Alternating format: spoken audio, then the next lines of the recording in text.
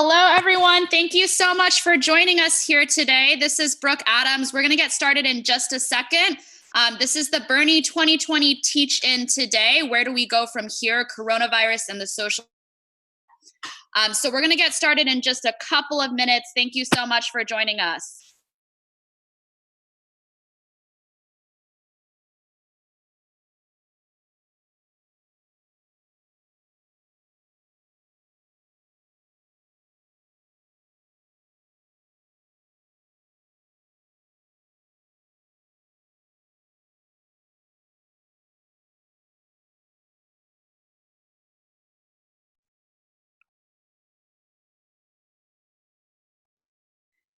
All right. Hello, everyone. This is Brooke Adams here. Thank you for those who are just joining now. We're going to get started in just 1 minute. Super excited to have you all on the call. This is the Bernie 2020 Teach-In on the coronavirus and the social safety net. We'll start in just 1 minute here.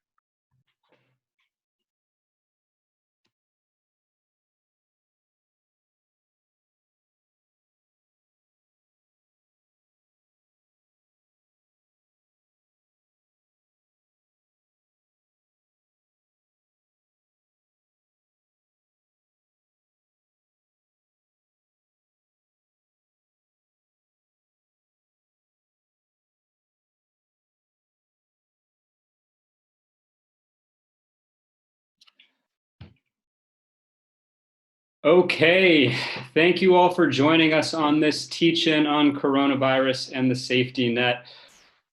These are, of course, extremely trying times for everyone. And I'm incredibly inspired by the fact that there are so many people continuing to plug in and engage with this movement and try to grow this movement under the most difficult of circumstances. My name is Santee. I'm an organizer with the Bernie campaign, and I'm really excited to be helping to facilitate this teach-in today. I hope many of you had the opportunity to watch Senator Sanders' roundtable last night. And if you haven't, I'd encourage you to check it out after this. And to check out some of the other live streams he's done over the past week. The senator spoke last night about how this is a truly unprecedented crisis and one that requires incredibly bold action. He also outlined the steps that we need to take to respond to this crisis in a way that protects working people and doesn't just give it away to the 1%. The purpose of this teach-in is to review some of the policy principles Senator Sanders outlined and to show that while this crisis is unprecedented, the emergency measures we have to take to provide security to working people and to stabilize the economy, which he outlined last night, have been done before. During the Great Depression and World War II, working people and FDR's New Deal administration fought for and won many of the things we're talking about today. So before I go any further, I want to let my co-facilitators introduce themselves.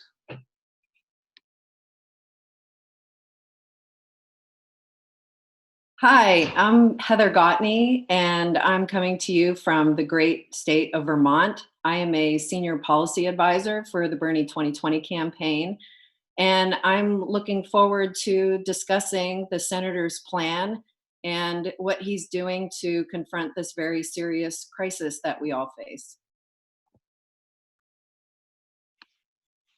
Thank you. My name is Brooke Adams. Really excited to be here today. I am Pennsylvania State Coordinator for the campaign, formerly North Carolina State Coordinator, and formerly Iowa Field Director.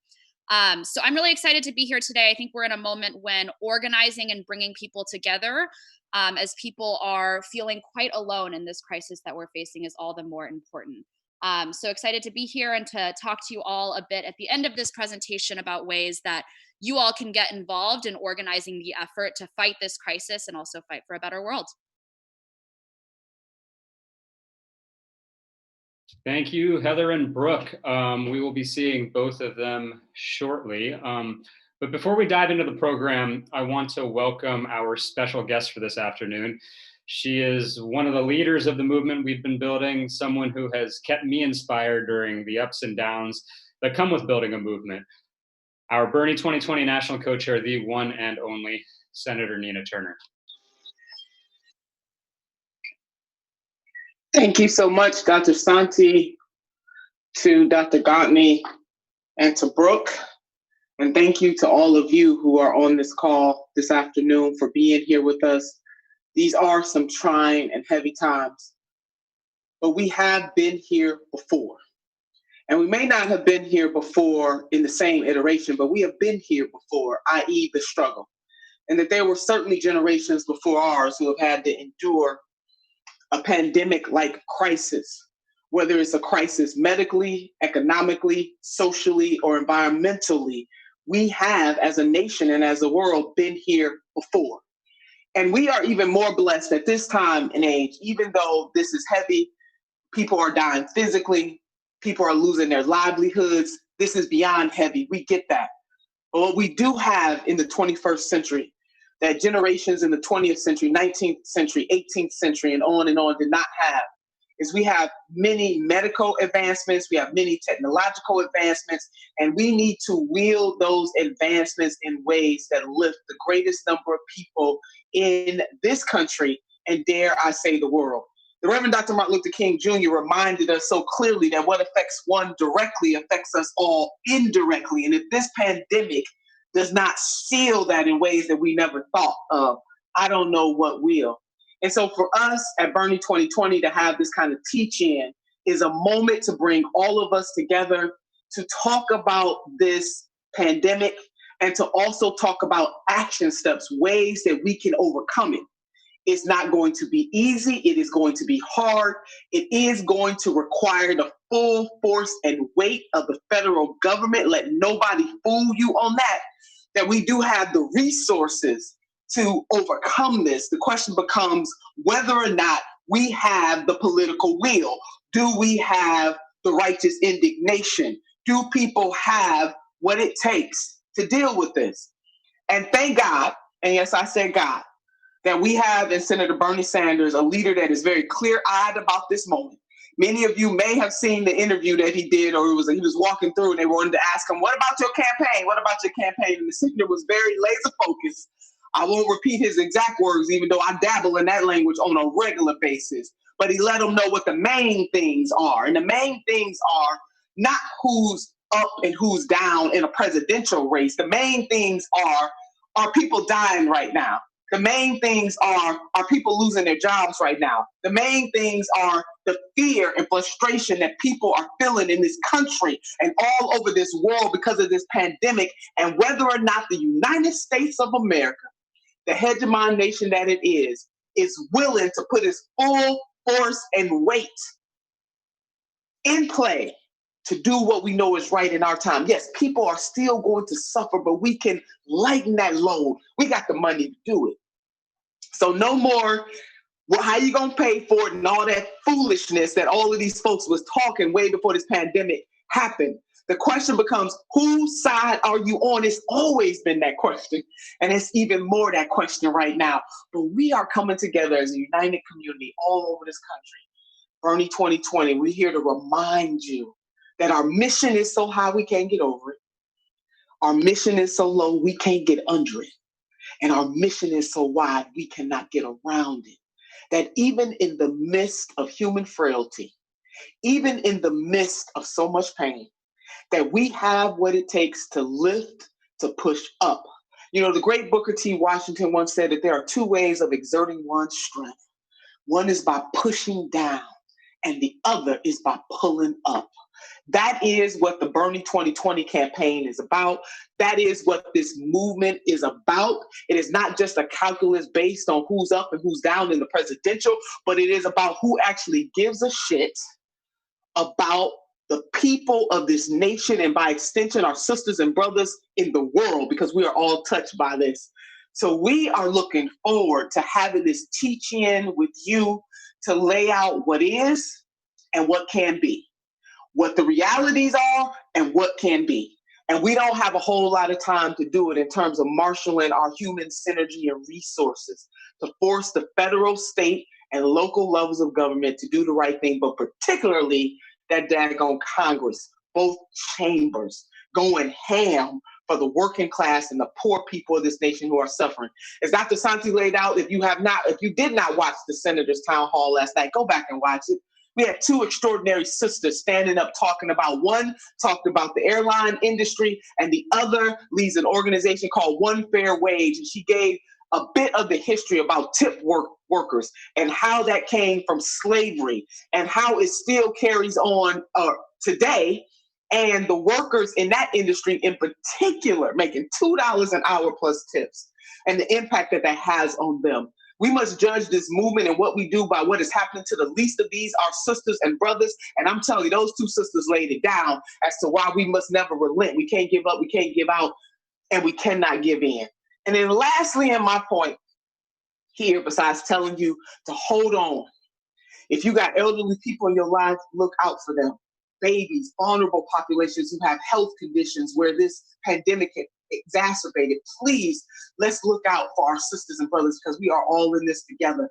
And let us not forget that saying that when America has a flu, has a cold, the Black community has a flu. Now, what do we think is going to happen to the Black community now that America and the world has a pandemic? We cannot forget the racial dynamics to this and the anti-Blackness that seeps into every single thing that is done or not done in this country.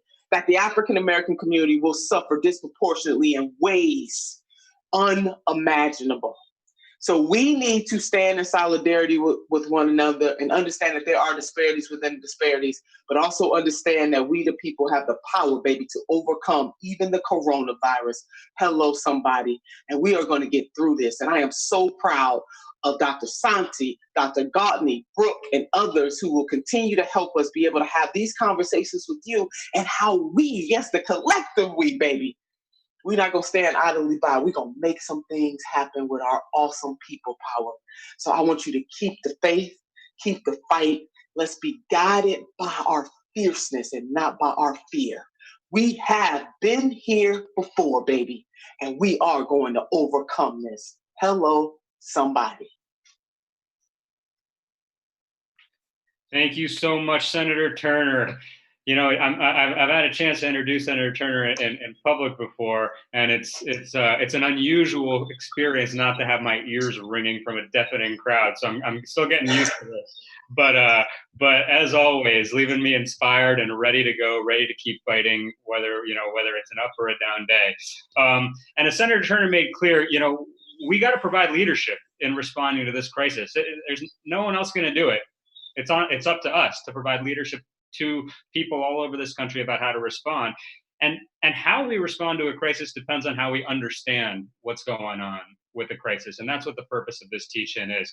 So to begin, I want to start with an exercise. Everyone's on YouTube. You can see this chat box down there somewhere. I think most of you have access to it. I want you to enter into the YouTube chat some common explanations of the crisis that you're hearing. What's the narrative around the crisis that you're hearing from friends, from family, on social media, on the news? What are we seeing?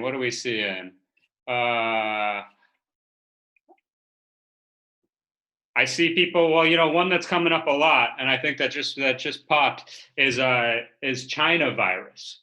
We've heard President Trump refer to this as China virus, a fundamentally and essentially racist interpretation of this.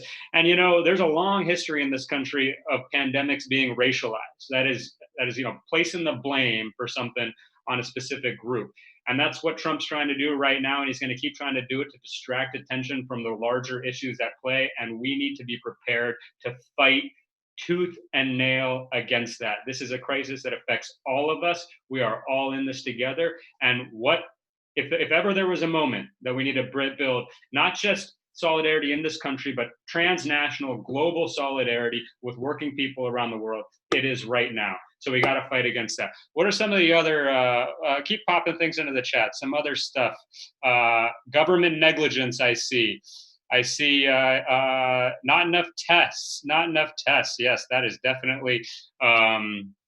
definitely one that's coming up. Lack of testing, medical system, irresponsibility, apocalypse. I think I see where this is not going to be the apocalypse. We're going to make sure that doesn't happen. So look, as we can see from just the range of things that's coming up in the chat, there are a bunch of different narratives right now that are circulating about what's going on.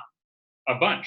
There's no clear narrative just yet. There's some that are gaining traction, but there's no clear narrative yet. So another thing I want you to enter in the chat now, we've got a bunch of ideas about what's been circulating. who typically, and enter this into the chat too, pop this in, who typically sets the dominant narratives or explanations that determine how we understand what's going on in the world? In other words, who usually tells us why we need to give the rich a tax cut, or why we need to cut spending on food stamps, or why we need to bomb another country? Who usually does that? Pop things into the chat. All right, let's see. What do we got? I think one that's coming up, the corporate media, certainly. Republicans, the president, Trump, the establishment. I see the 1%. So basically, I mean, what all of these, and I'm sure there's probably many more coming up. I'm going to keep refreshing. But what all of these seem to come down to is people with power, right? People with power typically set the narrative. They tell us how we should understand our own experiences. And, I think we know pretty well what our own experiences are, and we should be offering our own narratives about what those experiences are. So why does this matter? Why are we starting with this? Why do we have a slide that says narratives of the crisis to open? Well, it matters because, again, the way we understand what's happening during this crisis is going to determine how we respond to it. When Wall Street came crashing down in 2008, we collectively did not have an explanation for what was going on. And we let the bankers who were responsible for the crisis take their bailouts and get away without any structural reforms to the system. If we'd been better organized in 2008, we may have been able to transform the financial system during that crisis into something that works for working people and not just the 1%. But we let that opportunity get away from us. We cannot let that happen this time. We have to provide leadership that helps people understand that while this pandemic was going to come one way or another, we still can make sure that working people do not bear the cost of it. We can provide free access to healthcare to everyone right now. We can provide economic security to working people during this period of hardship. And we can make sure that corporations do not profit from this crisis. Now, how are we going to do that? How are we going to accomplish all of that? Well, the way that we always do. We're going to do it by educating our friends, our family, our coworkers, our classmates, our neighbors, and organizing them to fight with us, to stand side by side in solidarity around a vision that benefits working people and not the corporations. Now, to prepare everyone on this call to do that, the purpose of this teach-in is to go over different aspects of the Senator's coronavirus emergency policy, so we're all understanding what it is, what it entails, and to discuss ways we're going to organize around it going forward. So with that, I want to pass it off to Dr. Heather Gottney to begin to introduce the policy itself. Great. Thank you, Samir. First, I just want to direct everybody to berniesanders.com, to the issues page. This plan in full and many of the other policies on the Senator's platform are available online in detail if you'd like to look at them.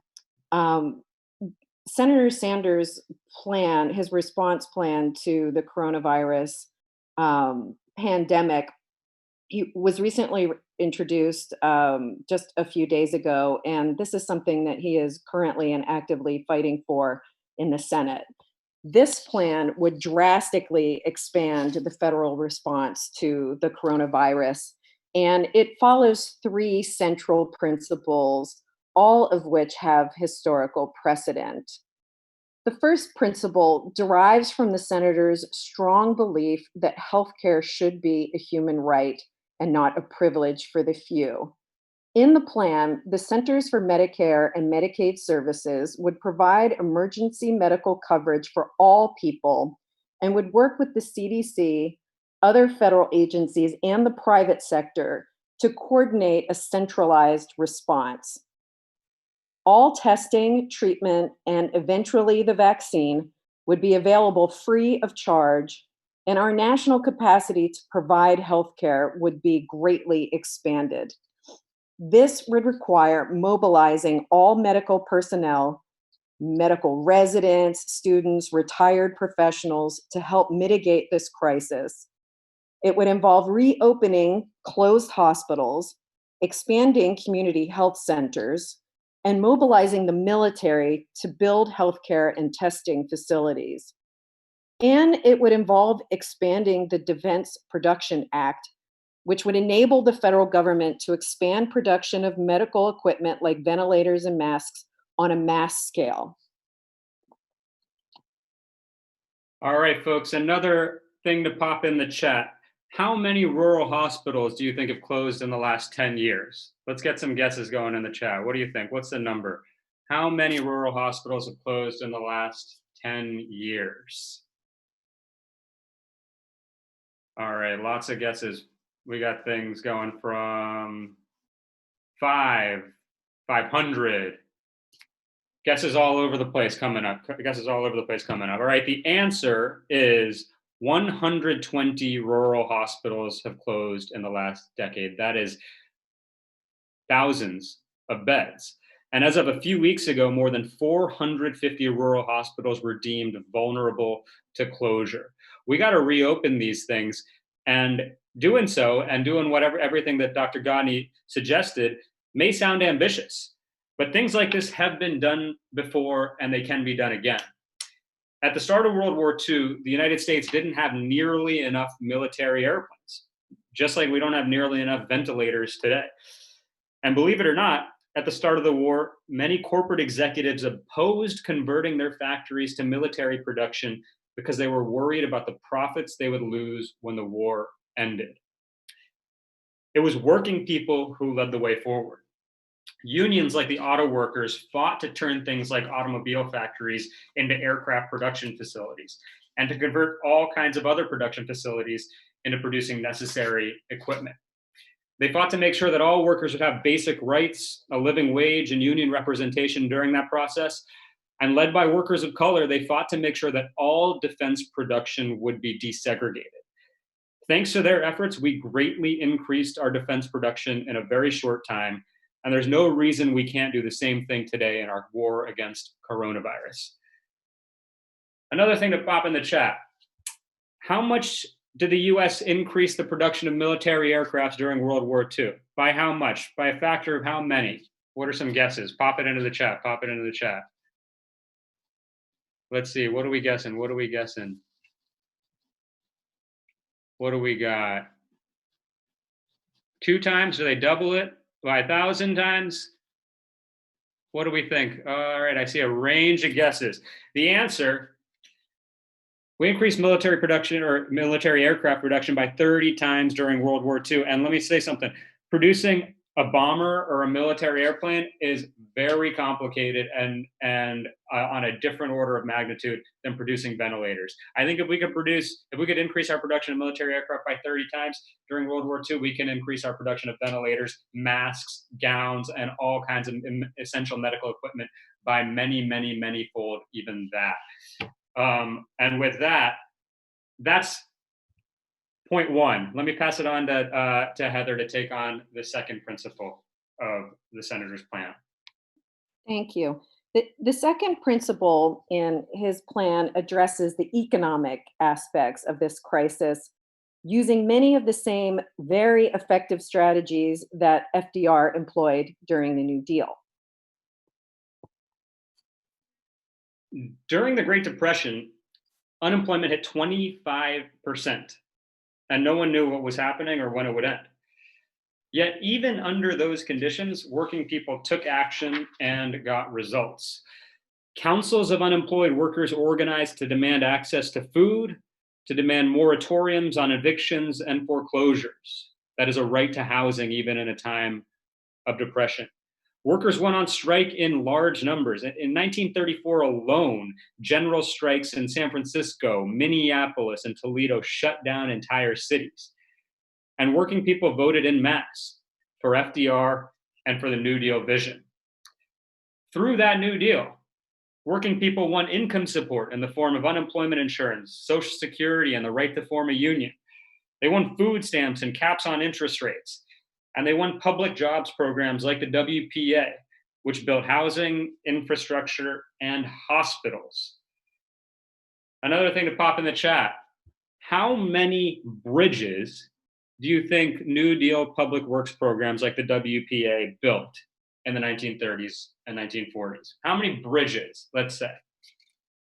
What do we think? What do we think in terms of bridges? We got a few hundred. We got 1,000. What do we think? Well, I think most of these guesses are under the mark. The answer is New Deal Public Works programs built 78,000 bridges, 40,000 public buildings, 480 airports, and over 100 hospitals. If we could build all that stuff in the 1930s and 40s, we surely can expand our healthcare infrastructure to deal with what's coming with this crisis today. Senator Sanders' plan, which involves establishing an emergency economic crisis finance agency, uses many of the same tools. It guarantees income by providing emergency $2,000 cash payments to every person in America, making sure that workers are kept on payrolls, and providing relief for small and medium-sized businesses, and expanding unemployment insurance so that everyone who loses their job gets 100% of their salary, up to $75,000 a year. This insurance would also cover tip workers, gig workers, domestic workers, freelancers, and independent contractors. In addition to income protections, his plan limits the costs that working people face by helping them pay their bills and defer their taxes, assisting with rental and mortgage payments, and providing student debt relief. And finally, his plan would stabilize the larger economy by placing a moratorium on evictions, foreclosures, and utility shutoffs, constructing an emergency shelter system for homeless and displaced people, using the Federal Reserve to support state and local governments, and making sure that no one in America goes hungry by expanding Meals on Wheels for seniors, school lunch programs, and food stamps. The third principle in Senator Sanders' plan involves combating corruption and price gouging. Senator Sanders would create an oversight agency to protect working people and prevent corporations from profiting off this crisis. Corporations often and indeed have always seen crises as opportunities for profit making. But working people have collectively fought back against this before, and we can fight back against it today. To prevent price gouging during World War II, the federal government enlisted working people around the country to report the prices they were being charged for food, clothing, medicine, and just about everything else. A federal agency collected all of this data from all over the country, and this is before they had computers to deal with all of this, and went after the corporations that were gouging consumers. If they could do it then, we can do it now, and we can hold the pharmaceutical companies, Amazon, and others accountable for the prices they charge. All right. Pop in the chat, trivia question. Which future US president worked on World War II era price control policy? Who do you think it was? This is in the 1940s, so someone who came after that. Which future US president worked on World War II era price control policy? It was not Bernie Sanders, though he, I believe, is a future US president. The answer is a Republican, Richard Nixon, who worked for the Office of Price Administration and himself went on to establish price controls during his presidency in the 1970s. And for Senator Sanders' plan, he would create an oversight agency to fight corporate corruption and price gouging. And as part of that plan, would mandate that all emergency credit or loans be made to insolvent companies must come with protections and benefits for workers, unions, and customers. That means no stock buybacks and no big bonuses for CEOs. Corporations will not qualify for financial assistance unless they keep their workers employed and pay them a living wage. Senator Sanders would also prohibit price gouging, especially by companies that produce basic necessities like food, gas, and medicine. Prescription drugs developed with taxpayer dollars must be sold at reasonable prices. And as soon as a coronavirus vaccine is developed, it must be available free of charge to all people. So many of you and many people, and certainly some of the Republicans, are going to say, how are you going to pay for all this? How are we going to pay for all this? Well, on the one hand, the question is really, how aren't we going to pay for it? What's the cost of not paying for it? But just to go through the exercise, what do you think the top tax rate on the wealthiest Americans was during the Republican Dwight Eisenhower administration in the 1950s? Who do you think? What do you think? Top tax rate on wealthiest Americans during the Republican Dwight Eisenhower administration. What do we think it was? What do we think it was? Guesses seem to be ranging. Most again seem under the mark. Well, the answer, 91%. The wealthiest Americans paid a top tax rate of 91%. And if we tax the top 1% at that rate for just the past 5 years, we would have trillions and trillions and trillions of dollars to deal with this crisis.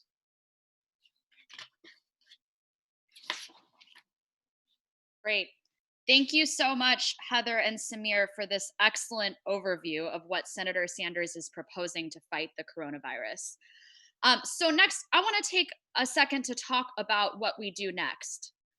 As Samir mentioned, we've got a window right now that is narrow to shape the narrative around what caused this crisis and what solutions we need to get through it and ultimately to build a better world.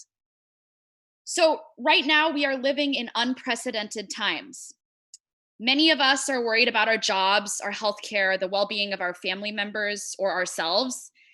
And Bernie is fighting for what we know we need and we deserve. So pop in the YouTube chat right now if you think that in the middle of a public health emergency, we absolutely need to expand our healthcare system. Pop in the YouTube chat if you think in the middle of a public health emergency, we need to expand unemployment, that we need to protect gig and non-traditional workers and guarantee that no one goes hungry or loses their house. And who's watching right now who thinks that we need to take political power back from corporations and billionaires and make sure that it's in our hands as the people of this country? So we have a really, truly unique ability right now to make all of these things a reality and make history. But it is going to take every single person making the decision to step up and get involved in the fight to really build out on these three major policy platforms that Senator Sanders is proposing. So what do we need to do? Well, the task ahead is simple. We've got to inspire people throughout the country to take action that they otherwise would not take. Because for a lot of people right now, the crisis is a matter of life and death. For undocumented families who are seeking healthcare, for people who don't have a home, for communities of color, for people who aren't able to put food on the table, and for all of us who are uninsured or underinsured. Everyone's got something at stake right now. And we have a shared responsibility to act and step up and do something about that. The math is pretty simple, right? We can all spend a few hours of our week putting in the work to transform the world or face an ever-escalating crisis. And as Bernie himself asked a few months ago, I want everyone who's watching right now to think about all of the people throughout the country, especially those who look different from you, especially those you don't know, and think about whether you're willing to fight for someone you don't know as much as you're willing to fight for yourself in the middle of this crisis. And whether you're willing to fight for a government that's based on decency, justice, and compassion. If you are willing to do that, then you are ready to step up and take the necessary steps that we got to take to move this agenda. So I'm going to go ahead and walk us through a few of the key ways that we can get involved in making sure that we do everything we can to fight this crisis, to fight for those we care about, and make sure everyone has the health care, the basic care that they need. So the first thing that we're going to do on this call all together is download the Burn app. And I want to say a few words about why this is so important. So, one of the key parts of organizing is talking to people that we already know, because a lot of us who are watching right now are bought in and aware of what Bernie's policy platform is. But we've got to make sure that we are bringing in new people who are wondering, what is next? What do we need to do? And one of the best ways to do that is by downloading the Burn app so that you can actually directly reach out to your own friends, your own family, people who aren't already connected to this movement, and get them involved. So it might be tempting to say, oh, I'll just do this later, or, I know the website, I can do it when I get home. But we've got a really narrow window right now to make sure that we are doing everything we can to fight this coronavirus. So what we need everyone to do right here on this live stream is go to app.berniesanders.com on your phone, where it will go ahead and prompt you to download the Burn app.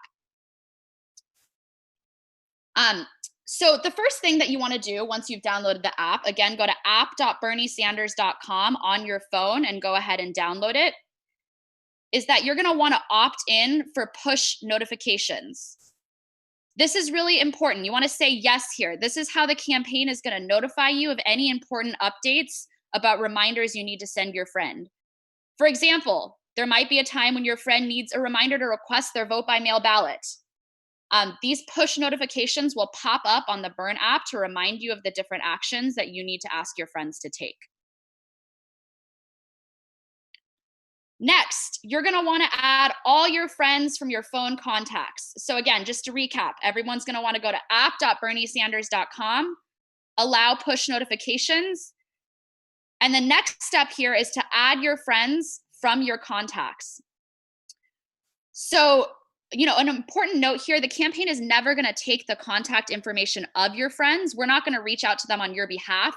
This is simply to allow you to directly reach out to your friends via some of the standard messages that we've created on the Burn app. So go ahead and select the friends you want to invite and click Add Friends. Okay, great. And the next step that we're going to ask everyone to take together here on this call is that you can go through each of your friends as one of the actions. You'll see on the top right on the Burn app, there's a blue icon called Actions. And when you click that, one of the key actions is matching your friends to their voter record and marking their support level. This allows you to basically check if your friends are already in the voter record, and then go through and flag any of the folks who are strong Bernie supporters. So again, the first step is you'll look them up here, and that will allow you to see if they're already in the voter record. And then you're going to want to click Tell Us About Your Friends so that you can go through the app and track which ones of your friends are supporting Bernie or where they currently stand. So there's a 1 through 7 scale here. 1 is a strong supporter. And then you have 5, which is will not support, and a range in between, not voting and not sure. So you're just going to want to go through and mark where each of your friends stands. And then one additional thing you can do, say you have a friend from, childhood, from school, who you might not have the contact information for, but you have seen they posted on Facebook, or, they're a strong Bernie supporter. You can add friends one by one through the Friends tab, in addition to having synced your contacts. Okay, great. And finally, this is critical. There are a bunch of actions up in the top right-hand corner that you can use to check in with your friends. It is super important that we complete all of the follow-up actions for all of our friends here, because this is where the organizing happens, right? It's one thing to add your friends in, but it's another to engage in meaningful conversations with them, where we invite them into the movement and check in with them on how they're doing. So there's a new action that was added to the Burn app that's a great way to start off conversations this morning. It's a general wellness check to send your friends to check in on how they're doing during the coronavirus. And then you'll see there are other actions in addition to this, including inviting all of your friends to create Burn apps themselves so they can go through this same process that you just went through to contact them. So the last thing you're going to want to make sure you do today is add all of your friends, complete the follow-up actions with all of your friends. And there's a number on the bottom left-hand corner that will track how many remaining actions you still have to take. So we're going to want to make sure to get that number down to 0 as you send messages out to all of your friends today. All right, so next up, Samir mentioned this, but it is super, super important that we are getting our story out there of why we are in the crisis we are in and what it's going to take to really move some of these bold, visionary demands that Bernie Sanders is asking for. So we are asking everyone who is watching today to invite 5 of your friends to join our next teach-in. We're going to be hosting these weekly. And you can go to berniesanders.com/COVID teach-in for the links for the teach-in sessions that we are hosting this upcoming week. This coming Friday, we're going to have another iteration of this same teach-in that you can invite those 5 friends to join. And when you go to this website, you can actually go ahead and directly RSVP them via the Mobilize link that is linked there. And then finally, there is a whole host of teach-ins that we're going to be having next week as a follow-up from this one to dig into some more particular topics about the crisis we're in and what it's going to take to really organize and build this movement.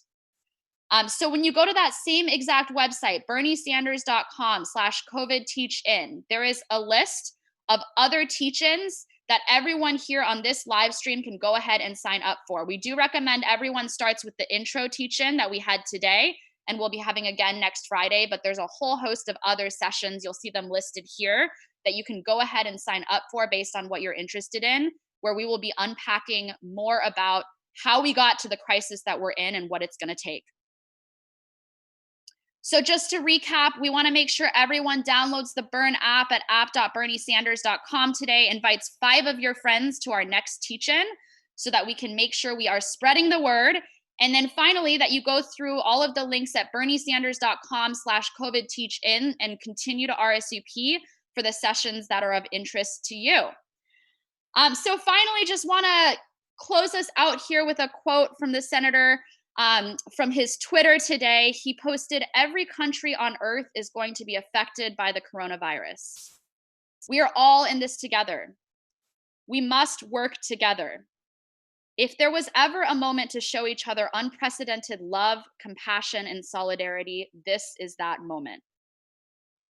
So we wanted to leave everyone on this call with this quote because I think we're in a moment right now where we're all physically distanced and it can be really easy to feel isolated because of how unprecedented this crisis is.